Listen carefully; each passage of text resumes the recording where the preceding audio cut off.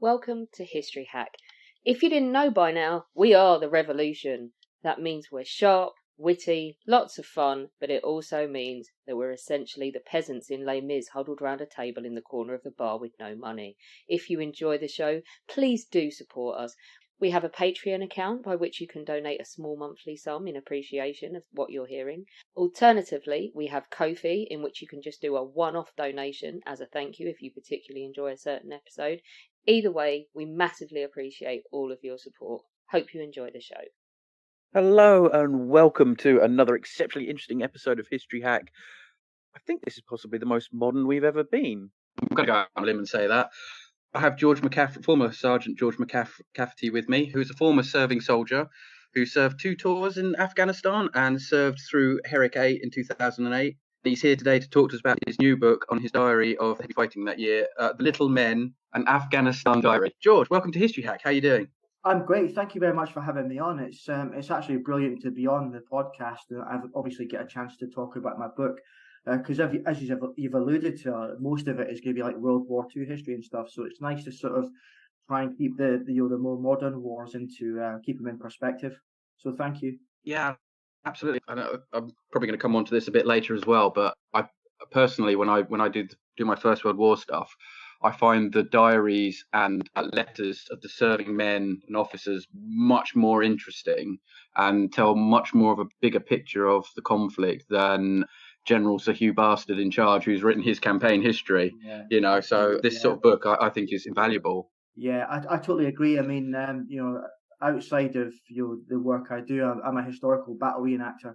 So a lot of what I like to do, I like to look back into the sort of history. So there's a lot of good books in the period that I reenact that actually from the soldier's perspective, which is nice because if you are trying to recreate a reenactment, it's good to try and be as accurate as you can. So I think diaries, letters, all that sort of information that's out there is absolutely invaluable, as you say. Yeah, it's you get some great. The one I'm reading at the moment is about the midshipman who's stationed at Sheerness in 1914, Oh, wow. and there's several letters about how dingy and awful it is.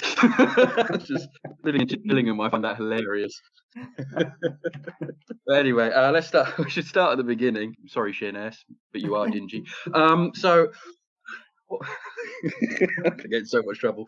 So, what was your background and army career before tours of Afghanistan?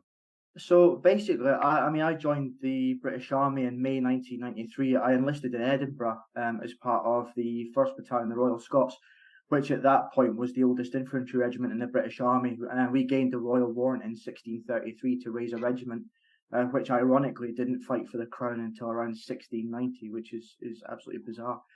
So I enlisted there as a very fresh-faced 18-year-old soldier. So from there, I was first posted to Inverness. From there, I did multiple tours of Northern Ireland, which was kind of interesting. And if you read the book, a lot of what I learned in Northern Ireland, we kind of cross-pollinated across to the conflict in Afghanistan, tactics-wise. I kind of cut my teeth in South Armagh, which they traditionally they called bandit country because it was apparently the most dangerous place in Northern Ireland, possibly even Europe at that stage. So multiple tours of Northern Ireland. I also did a stint in Kosovo with the Green Howards, which then became the 2nd Battalion, the Yorkshire Regiment, 2 days into our tour of Kosovo. That was a covert surveillance tour, just looking for indicted war criminals and people that had managed to escape The Hague. Because at that point in my career, I was actually based with the Operational Training Advisory Group, which prepares soldiers for pre-deployment missions.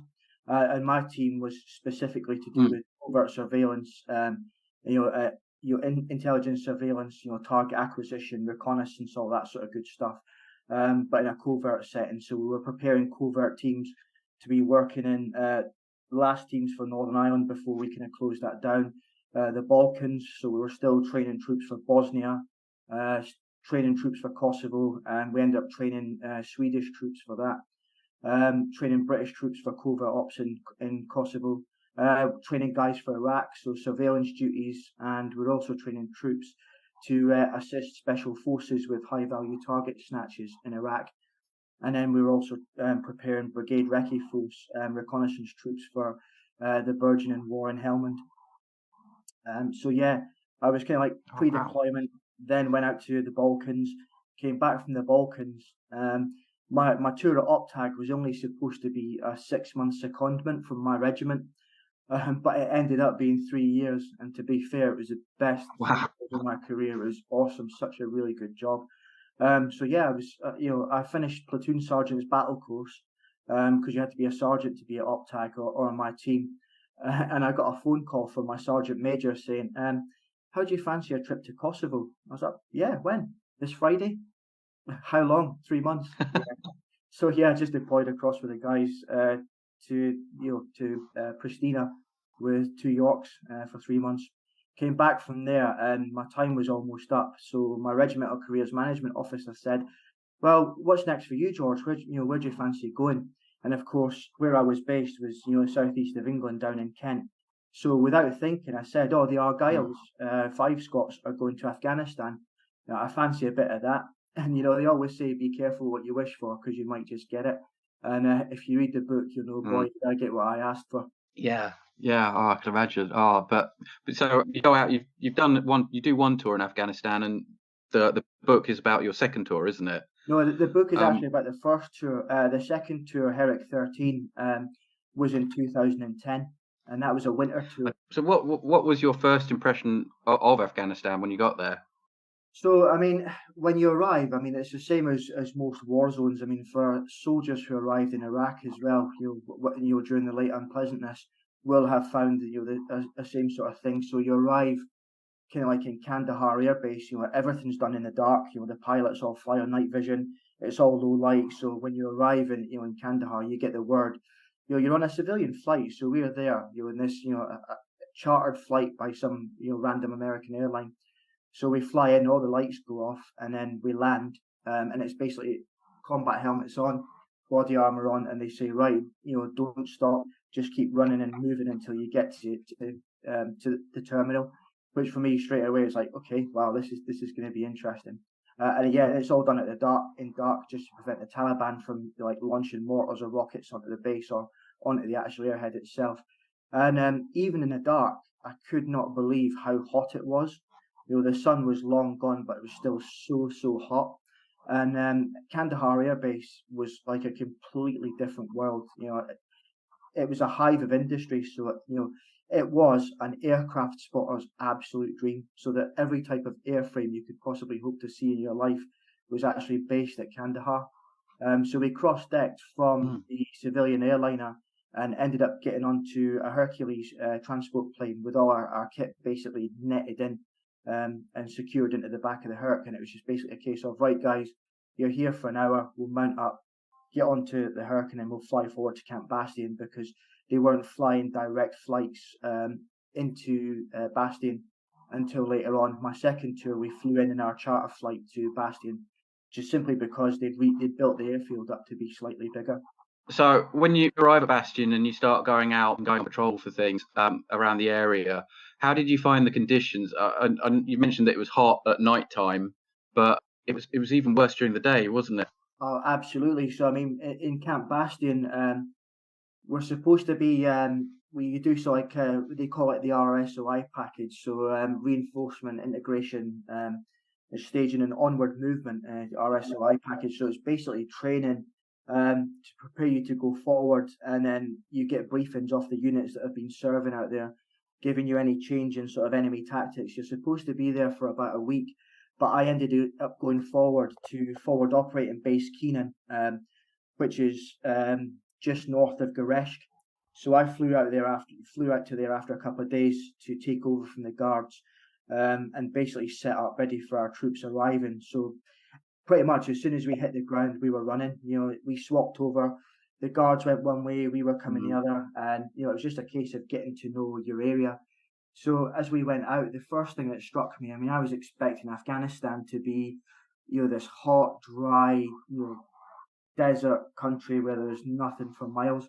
And nothing could be further from the truth, and even more so when we moved north to Musakala. The term the green zone, is exactly what it says on the tin. So, yeah, you have got stretches and expanses of desert, but there's also lush, verdant, green areas, especially around about the Helmand River, that are almost like jungles. So you've got the humidity as well. There's always constant dust. So when you're patrolling, you're kicking up the dust. The heat, the amount of kit that you're carrying as well, your energy gets sapped so quickly. And it's difficult, especially with body armor, helmet, your weapon, all your sort of tactical gear, your spare ammunition. It's very easy to lose focus, especially at that point when you're not sort of used to the heat. You haven't built up your tolerance to the conditions yet. It's very easy to get tired very, very quickly, and kind of lose focus, which can be quite dangerous. But luckily enough, as it was, forward operating base Keenan turned out to be kind of like a dress rehearsal for us. It allowed us to kind of cut our teeth, and it allowed us to get used to the heat, the carrying of the kit and patrolling sort of long distances before the enemy started actually engaging us, and you're having to deal with firefights. So we're getting to know the local population of Helmand. We're starting to figure out some of the sort of tactics based around what the enemy are likely to do, because at this stage they're still talking. We can still hear their radio chatter. So their ICOMs, so their individual communications radios, can be listened into. And that's why our interpreters out there were so invaluable, because they can tell us what the enemy are talking about. So even though at that stage the battle hadn't got hot, they were still conducting their reconnaissance on us. They were still plotting us. And they were still basically telling us they were going to attack us, even though they had no intention of doing so. So yeah, for that little while, it was ideal for us to kind of cut our teeth, get acclimatized to the conditions, and basically start to get those niggles out, the sore shoulders, the sore hips, the knees, the lactic acid build up in your calves and your thighs, the severe sweating that comes with patrolling in, at 50 odd degree heat, with probably the same weight as my 12-year-old daughter strapped to my back. Wow. Yeah, and wrote about one of the guys suffering from sort of heat stroke in the back of one of the APCs at one point, just from not having enough water. And this is it. And the problem was, that particular instance, I had literally come back from R&R, and we were moving up to Musakala. So I'd gone on, when I went on R&R, my company was still at Fob Keenan, just north of Garesh. Because there wasn't anything happening there, and the battle group decided that they needed a fighting company up in Musakala because the enemy were running rampant. They decided to send Delta Company up to Musakala. So when I came back off R&R, I was going to a different patrol base much further north. So there was a danger of helicopters being shot at, and indeed a couple of the helicopters going into Musakala while I was on R&R had been engaged with rocket and small arms fire. So the only way they were moving troops sort of into that area was in the back of Warrior armoured personnel carriers. The problem was, because it's so dry and dusty, dust got into all the filters, the air conditioning stopped working. So you've got, anything between 4 and 6, equipped, armoured, helmet on guys with their kit in the back of this unair conditioned metal can. So pretty quickly, if you're not drinking water, inside that, you're basically being cooked inside this APC. So you have to keep taking on board water. And at every opportunity I got, the back door of the vehicle was open just so we could get some air in. But I was conscious of the fact that, my rifle was still pointing at the back of that Warrior door while it was open. Yeah, you've got to be so careful with that. I'll come on to it later, but everywhere country is hostile or possibly hostile. Yeah, you're absolutely right. I was going to say, but amongst the danger, that you have like really amusing moments, and I genuinely laughed out loud at the one with the Danish soldier, female soldier. That I genuinely laughed about that quite a bit. But the fact that your drinking water was so hot that you made yourself like a hot chocolate just by adding the chocolate powder and a shake. It was. It's crazy, honestly. So there was no room inside the vehicle for water. So what and I'll give a shout out to them, 4th Battalion Royal Regiment of Scotland, the Highlanders, who were our warrior company, supporting us. They couldn't fit anything other than ammunition and kit inside the vehicle. So pretty much all their personal gear and the water was strapped onto the outside. And of course, it's almost like putting boiling it up in a kettle. And I made myself a couple of bottles of tea on the way up to Musakala, just to try and sort of keep my fluids up. and drink something other than the finest Camp Bastion Spring. I was chuckling about that. It made me think of some of the stories my dad told me from his service in the Second World War, where he wouldn't tell you all the nasty stuff, but he'd tell you like the jokey stories, like, "Oh, you won't believe what we did with this." Just think of that, and yeah, I did really tickle me. Do you want to tell us about the Danish thing? Yeah, so I mean, I've spoken to soldiers. People think that this is an urban legend, but people that were on the same tour as me that weren't at my patrol base. When I told them that was going in the book, that, God, yeah, I remember that. And so this young lady, this young soldier, she was part. So we would have, because forward operating base Keenan, we were actually under Danish command at that stage. We'd been seconded to the Danes. So all our resupply, ammunition, food, water, anything came through the Danes. So it was a combat logistic patrol. So we were being resupplied one day. So we're all sat there, guys are having a bit of downtime because we've been out on patrol for a few days or whatever. So the guys are just chilling out there and they're issued boxer shorts and their flip flops.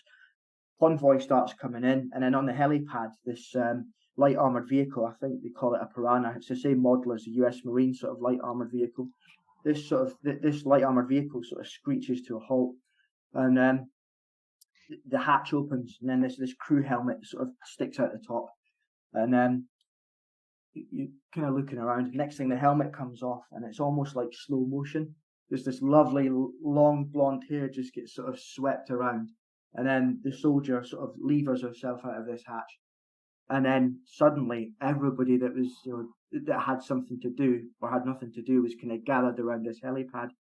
So this young lady then sort of proceeds to jump down off the armored vehicle. Now, bearing in mind, I think this was about our second month of the tour, so we hadn't seen a woman, especially a woman as attractive as this.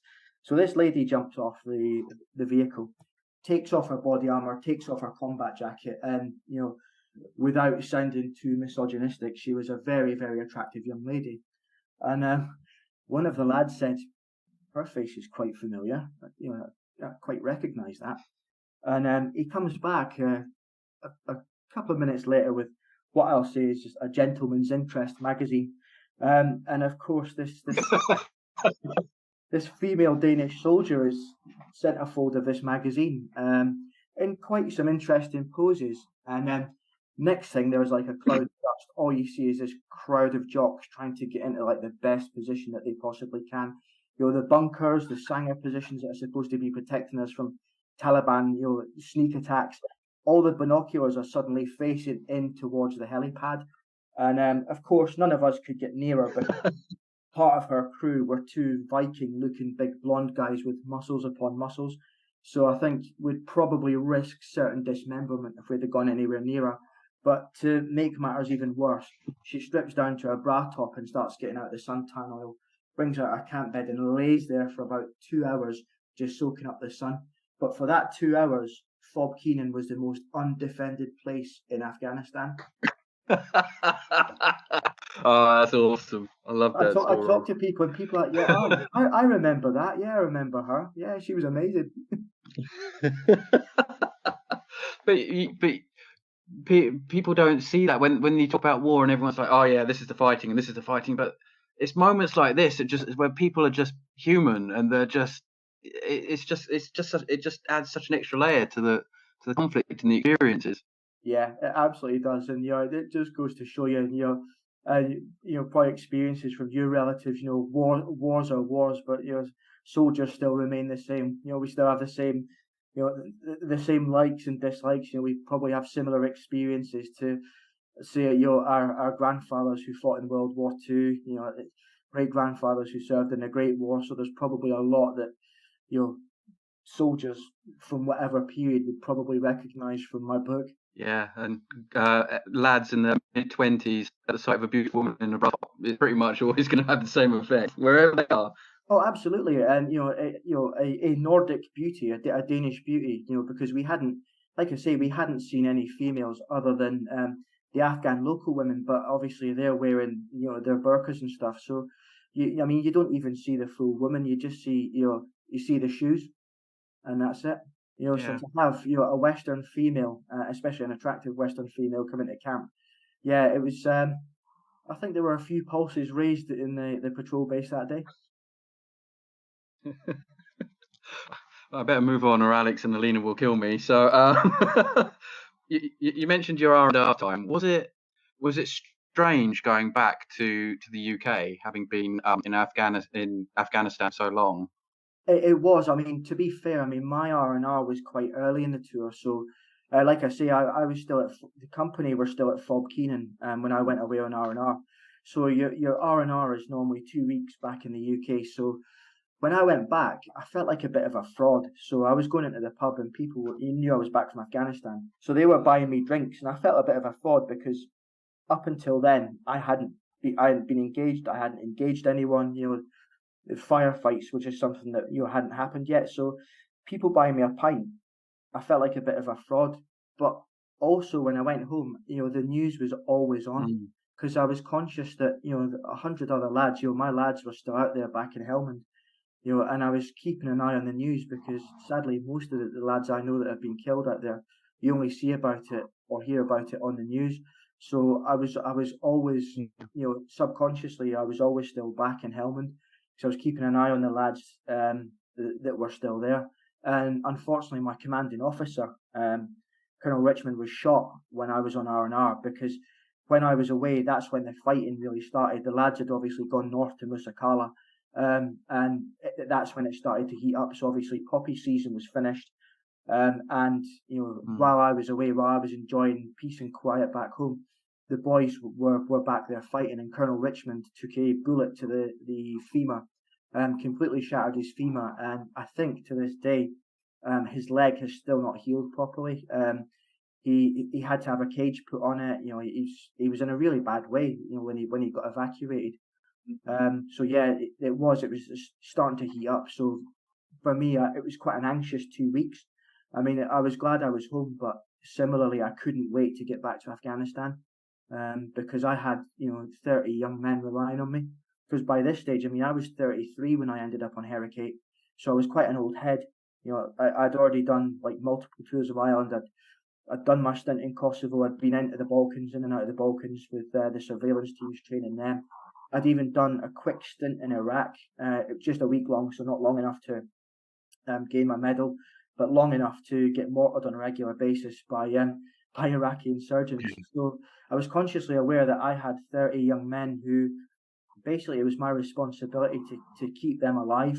And so I was always anxious, and I was ready to return to Afghanistan if I'm honest. So when that 2 weeks was up, I couldn't get back to Helmand quick enough. Yeah. I suppose you have a certain amount of guilt about, oh God, I should be there, I should be with them, and instead I'm sat here in the pub. Yeah, absolutely. Which sounds awful, but it's it's true. Yeah, it's a very, very odd feeling to be sat back and you're watching on the news because 2008. I mentioned it in my book. NATO said it was the deadliest summer of the war so far, so it was always on the news. There were young men being killed on a regular basis. So it's you're just having your fingers crossed and saying, please don't let it be any of my guys. So it's a very anxious 2 weeks, and it's a 2 weeks of let's stay safe and let's just look to that date of getting back to the team. Yeah. On a slightly lighter note, I found the description of these guys quite funny as well. What was your impression of the ANP? So the Afghan National Police on Heracate, they were absolutely terrible, and I pull no punches with this. And it's unfortunate because the Afghan police, they'd kind of be like they'd been the poor cousins of the Afghan security forces, because up till 2008, the focus had always been on the Afghan National Army, for obvious reasons, because they are going to be taking the operations, the full combat operations to the Taliban. So the investment in them was seen to be more important than the Afghan National Police. As a consequence, the vast majority of them were on hashish and or opium. So they went out on patrol stoned all the time, which is great. But these guys are armed with light machine guns, AK-47s, and rocket-propelled grenades. Drugs, do not mix well with firearms. You can No. have some pretty nasty accidents. So yeah, I found them to be. They weren't very professional. They saw themselves as soldiers, and when you try to explain to them, you're not a soldier, you're a policeman. It's like talking to a brick wall, because they just don't see the difference between them and the Afghan army. The differences between the Afghan army and the Afghan police they're wide. There's a vast gulf between the two organisations. The main one being that the Afghan National Army were not from Helmand, so the troops that were fighting alongside us weren't from Helmand province. They were from Kabul, the northern provinces, whereas the Afghan police were from Helmand, so they were all local lads, so they knew the lay of the ground, which you thought would have been a really, really good thing to have. Unfortunately, I've been in firefights where you've got an Afghan policeman firing an AK-47 fully automatic in one hand, not sure what he's hitting, not sure what he's firing, but he's engaging one-handed, and in his other hand he's got his mobile phone, and it's like, speak to the interpreter. John, what is he saying? And the interpreter's like, oh, he's telling off his cousin because he's basically taking the piss out of his cousin because he can't shoot. He's like, you need to aim slightly higher. I was like, what? He's like, yeah, his cousin is in the Taliban. It's his cousin that is shooting at us. Oh my God! Again, it's these guys are they're locals, so they may have brothers, cousins, friends, family members who are in the Taliban, and I suppose you can kind of equate it to you've got police officers back in the UK that may have come from certain areas, and they know people that are let's just say not above they don't stick to the line of the law. But yeah, the Afghan police, a lot of them were mixed up with the Taliban. A lot of them were turncoats. Some of them had been Taliban.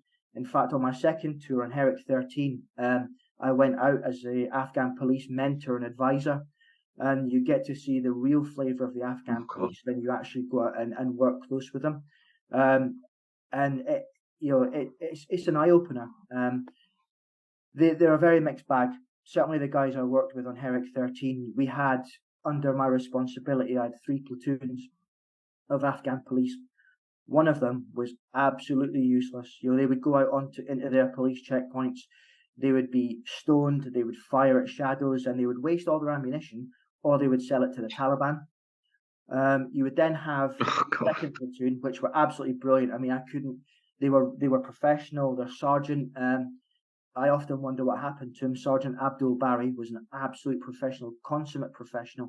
And for me, his level of professionalism showed itself when I gifted him, because this was winter, I gifted him a thermal jacket. He took it off me and thanked me profusely for giving him the jacket. And he handed it over to his youngest policeman. So for me, that was a demonstration of professionalism. And not only that, but leadership.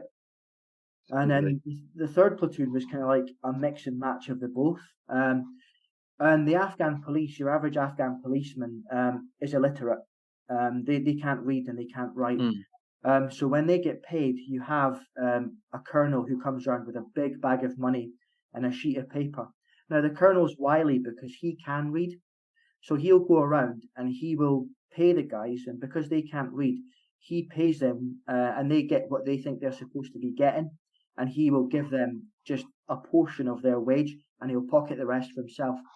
Of course, this young Afghan policeman, about a week into the month, realizes he's got no money, and the first thing he's going to do is start taxing the locals for using the road next to his checkpoint.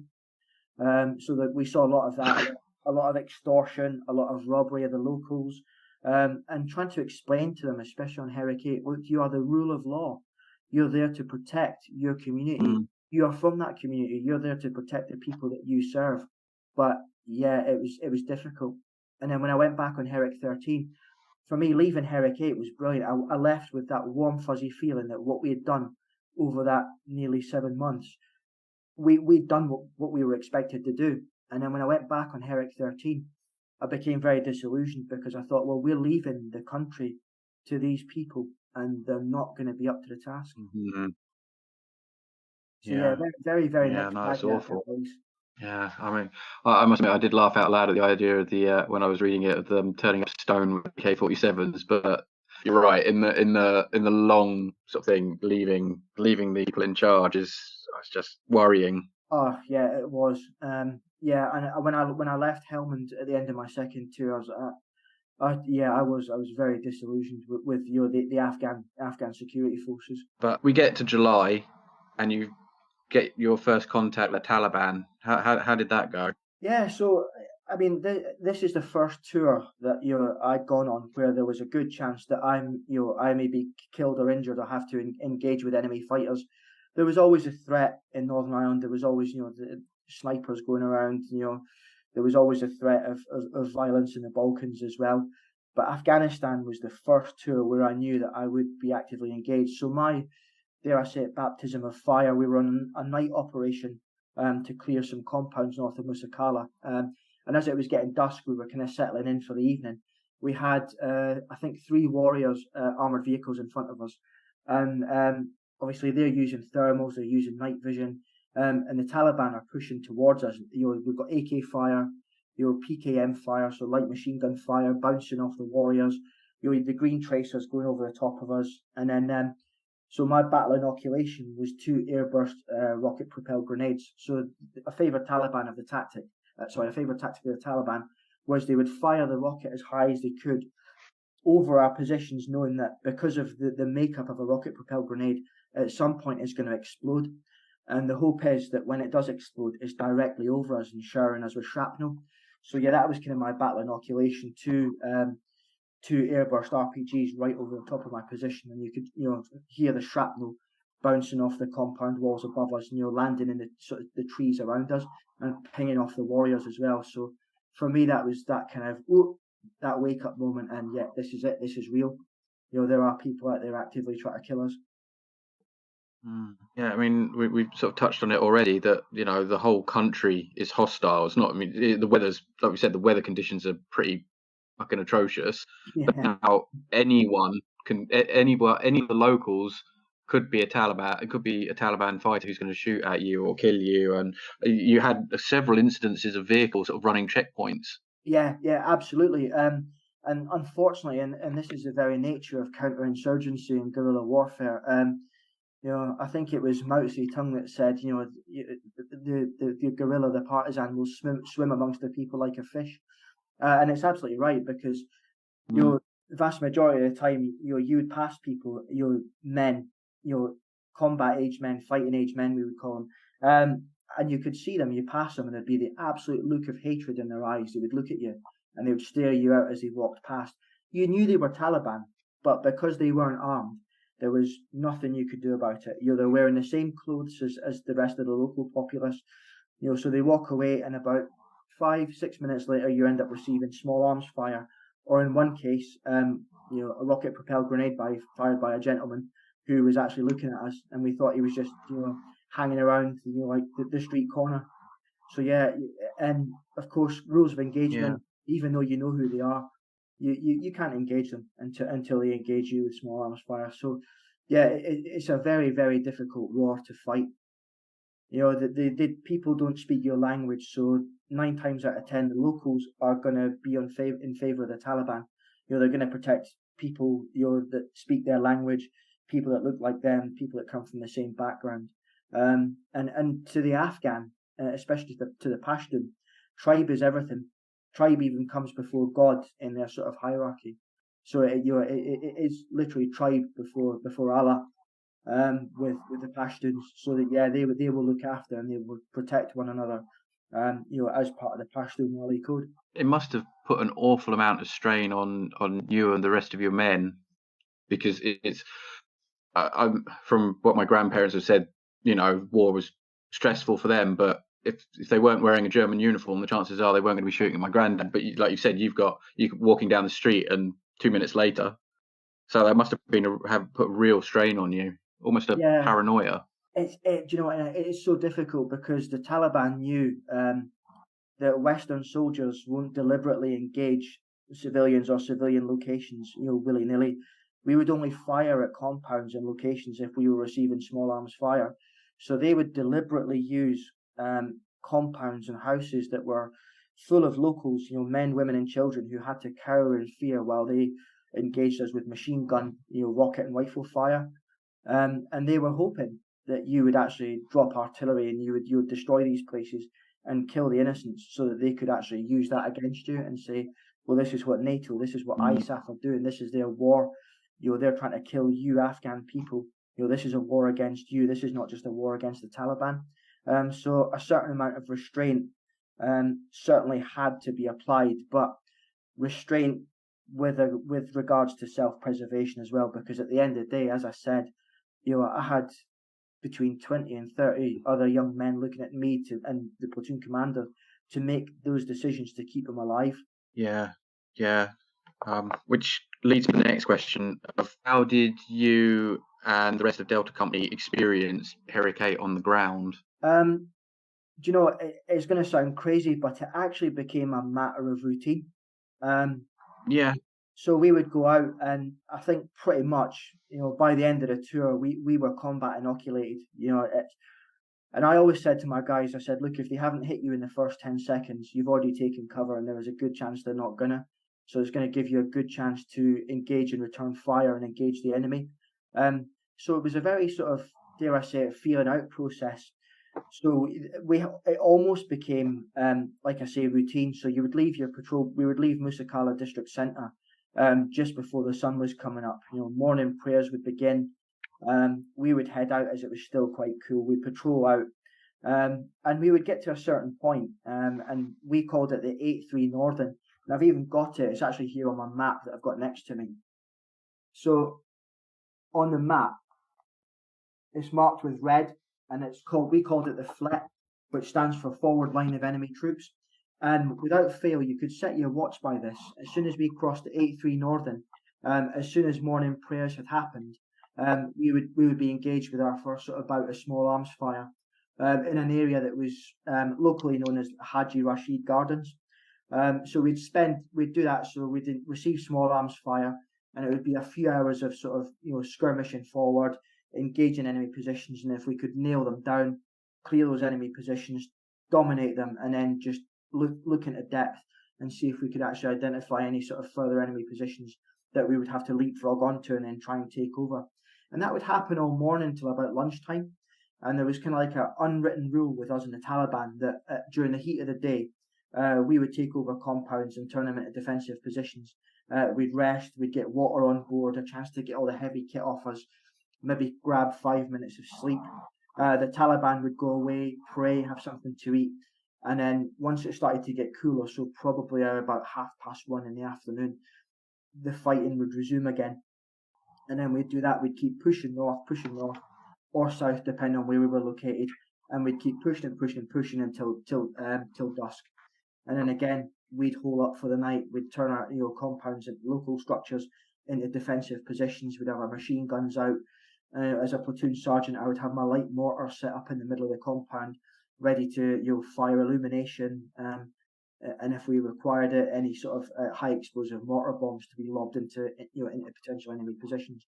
And that's kind of how it happened. So on average, we'd be out on patrol for anything between 2 to 4 days, and that was the routine. So 2 to 4 days fighting pretty much all day, and yeah, it does get tiring. It does take a strain on the lads, especially when they're carrying a lot of kit. But by the time we got to the end of that tour, it almost felt like the weight was nothing. We got used to it. The soreness in the knees had gone, the niggles in the back had gone, because we knew how to adjust our kit. And it was a case of, all right, okay, we've been shot at again. Let's just do what we normally do: shake out, return fire, and then we'll jump into some sort of battle plan. And it wasn't a traditional, the enemy are in front of you, it's a full frontal attack, or we're going to do this. 9 times out of 10, we were attacked from 3 sides. So the company has 3 platoons. Each platoon might be fighting its own individual battle. And then at the end of that, it'll be a case of we inform the company commander, Nick Calder, what was going on. Right, your battle damage assessment, I've engaged X number of insurgents, no friendly casualties, ammunition still good. And then we'd keep doing that.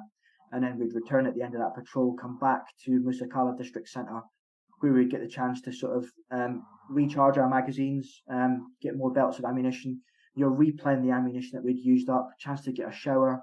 I was going to say something decent to eat, but no, it wasn't. So, just a chance to rest before going back out. I didn't put this in the official questions, but my granddad said sergeants are the ones that run the British Army. The officers haven't got a bloody clue what's going on. How accurate is that for your time in Afghanistan? I would have said, so when I first joined the army, so the sort of early to mid 90s, even going on to the late 90s when there was nothing going on, that would be a very accurate assessment. I mean, even past sort of September the 11th, sergeants still did run the platoons because they were still experienced men. Like I say, I was 33, but what had changed was instructors going to places like Sandhurst, the Infantry Training Centre, Catterick, were now training these students with battle experience. So they were saying to them or teaching them the realities of what they would be facing when they eventually deployed, because the reality is when you leave Sandhurst or when you leave the Infantry Training Centre, Catterick, there is a good chance, looking at the cap badges on your headdress, you are going to be out in Helmand Province. The officers, the newer crop of officers post 9/11, were more conducive. They listened to advice rather than thinking they knew it all because they came out of Sandhurst. It's a case of, right, this is a plan. Are you happy with that, Sarge? Does that fit? And if it's a case of, that's a good plan, boss, we'll go with that. Or we might just need to rethink this and then tweak it a bit. But the platoon commanders, the young officers coming out of Sandhurst, were wiser because their instructors were combat veterans who were imparting that knowledge onto them and that experience, which ultimately, I believe, helped to save a lot of lives out there. Absolutely, I mean, the history is littered with officers who make dumbass decisions that cost good men their lives. Yeah, absolutely. Yeah, I mean, it's a good thing that officers can no longer buy their commissions into the British Army. Otherwise, that'd be a different story. God, yeah. We won't pick up that tab, but oh god, yeah. But you end the book with a really poignant quote where you say, "Most of us didn't fully return from Afghanistan." How much has your war experience out there affected you and indeed your comrades? For me personally, I think I've been very, very lucky. When I first came home, it was literally fireworks night. So I was living at the time, I was in a little place called New Romney, and I was in a top floor flat. So I was lying there in bed at night, and someone fired a massive firework over the top of my flat. And for a split second, it sounded like an RPG. And for a split second, I was back in Helmand. I was awake. I got out of bed and I was in the prone position next to my bed. And then when I suddenly realised where I was and what had happened, it was like, okay, yeah, you're all right. Nothing's happened. But there are guys that have come back, especially those that have been wounded. I've had trouble. I've had difficulties. Obviously, I'm not going to go into any stories. But a lot of lads have had trouble coming back, and me, and I always say this, and I say it with no shame. There is not a day goes by, I don't think about my service in Afghanistan and especially Operation Hurricane. And I think we were very, very lucky because we were told at the start of the tour, my company, so my 100 and odd troops were told, expect to lose something in the region of 5 men killed and probably double that with life-changing serious injuries. As it happened, the whole battalion only lost 1 soldier killed. And that wasn't for want of trying on the part of the enemy. I think it'd have been a lot different if we'd had anybody killed in our company. I mean, we had lads wounded, we had a few people wounded, and obviously I highlight that in the book.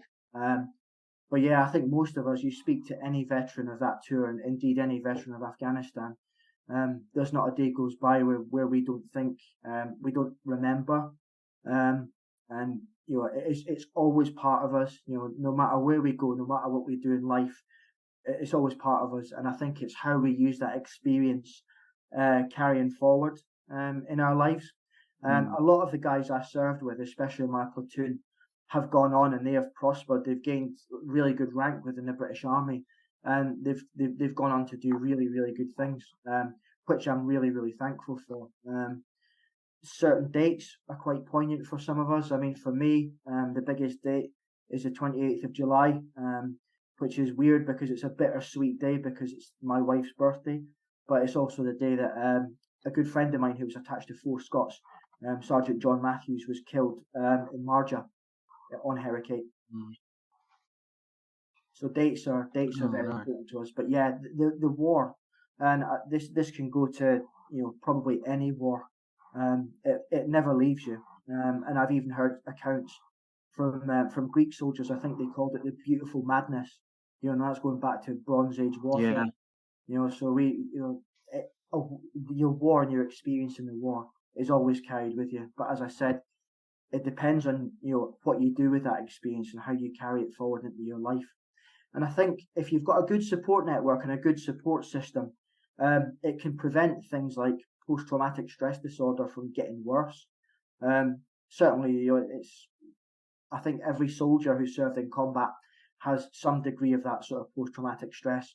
But to stop it from sort of getting any worse, a good support network around you and good friends and family and people that you can talk about it with. I mean, if you're in a network or a group of people who have that shared experience, it goes a long way, because talking to people that have been through the same thing you've been through, they can sympathise with you 100%, because they've been in your boots and probably 9 times out of 10 have treaded over the same ground as you.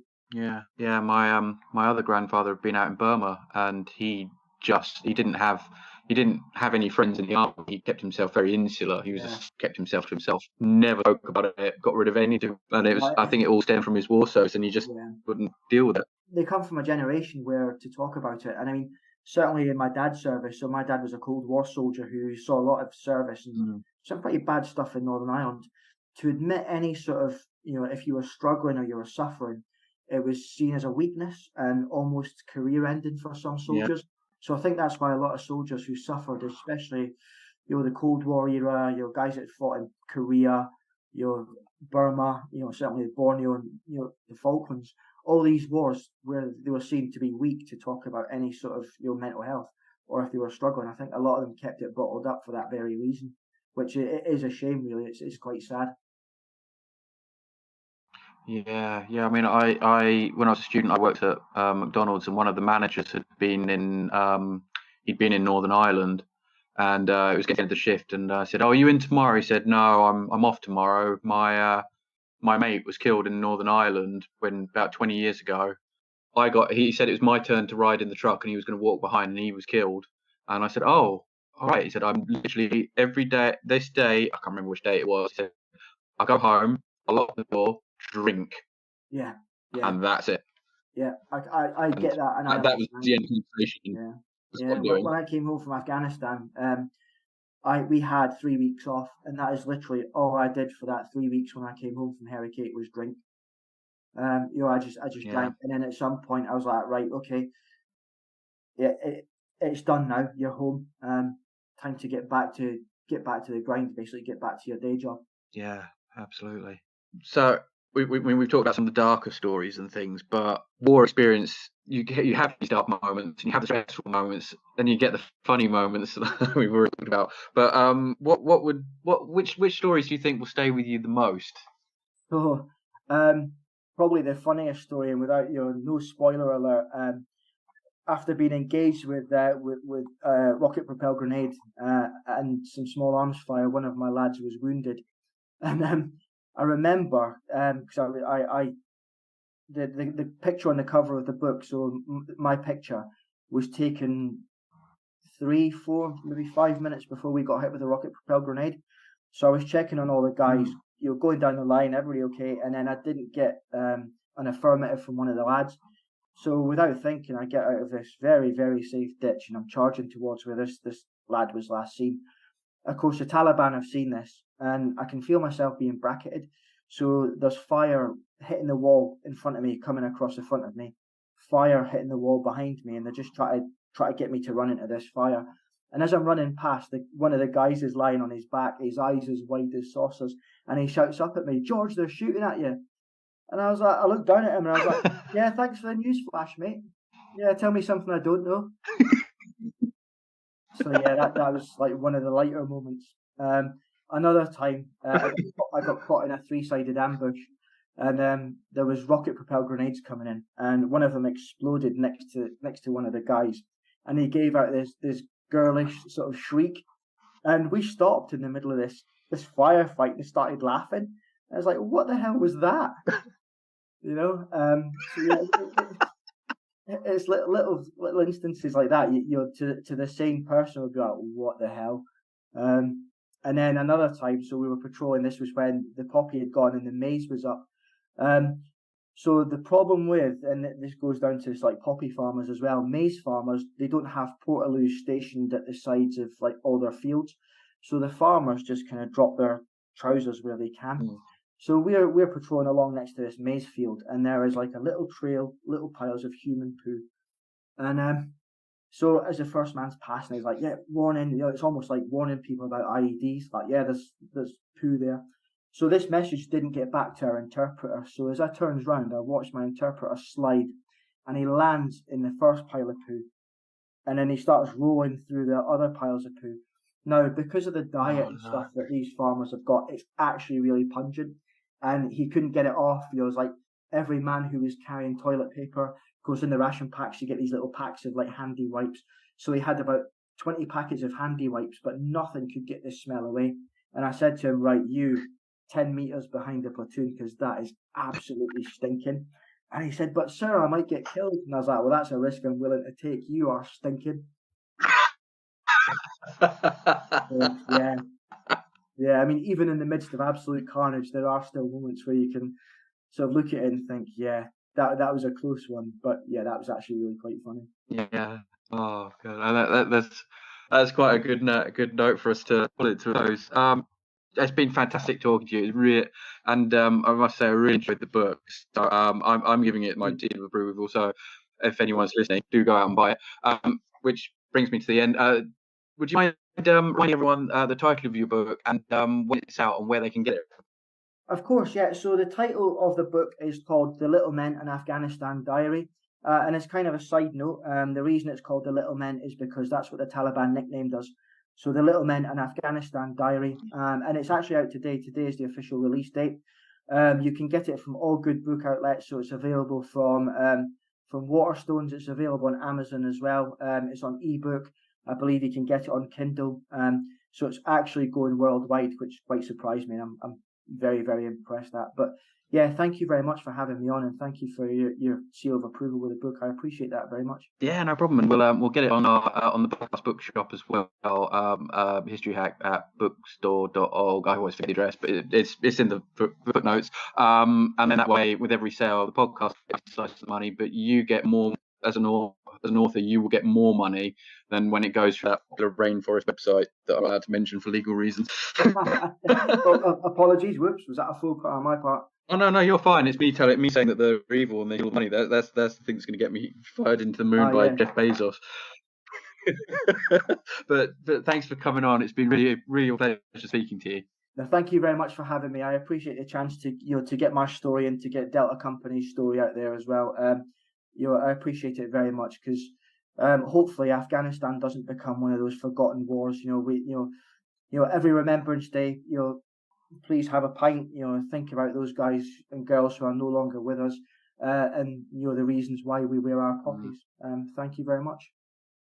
Our incredible guests give us 45 minutes of their time to join us and talk about their work or their new book. This is just a small taster. As a result, we have launched our very own bookshop on bookshop.org, where you can find our guests' latest books, you can support them, and you can support us on History Hack. 10% of every sale via our bookshop supports the podcast and allows us to keep going and bring you more top-of-the-line guests. You can find our bookshop at bookshop.org/shop/historyhack or search for us in the shop section. Thank you so much for your continued support. We really appreciate our listeners and supporters. So make sure you get down to the bookshop and grab yourselves a new book.